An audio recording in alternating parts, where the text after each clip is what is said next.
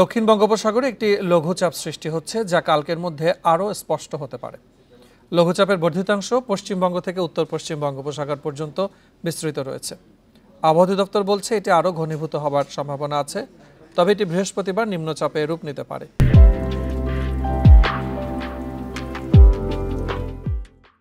তার আগে বলা যাচ্ছে না ঘূর্ণিঝড় সৃষ্টি হবে কিনা। এদিকে রাজশাহী, পাবনা, দিনাজপুর ও নীলফামারী সহ খুলনা, বরিশাল বিভাগে মৃদু থেকে মাঝারি তাপপ্রবাহ বয়ে যাচ্ছে। তবে দুপুরে রাজধানী সহ সারা দেশে বিক্ষিপ্তভাবে বৃষ্টির সম্ভাবনা রয়েছে। আগামীকালকে অথবা 23 মে বঙ্গোপসাগরে একটি লঘুচাপ তৈরি হওয়ার সম্ভাবনা রয়েছে, যেটি পরবর্তীতে তার ঘনীভূত হওয়ার সম্ভাবনা রয়েছে। আসলে লঘুচাপ তৈরি হওয়ার পরে কিন্তু এর গতিপথ বা এটার তীব্রতা কীরকম হবে সেটা বলা সহজ। এর আগে বলতে গেলে সেটা কিন্তু একটু অনিশ্চয়তা বেশি থাকে। যদিও এখনকার যে মুভমেন্ট, সেখানে কিন্তু বাংলাদেশ বা তার আশেপাশের দিকে মুভমেন্টটা আছে।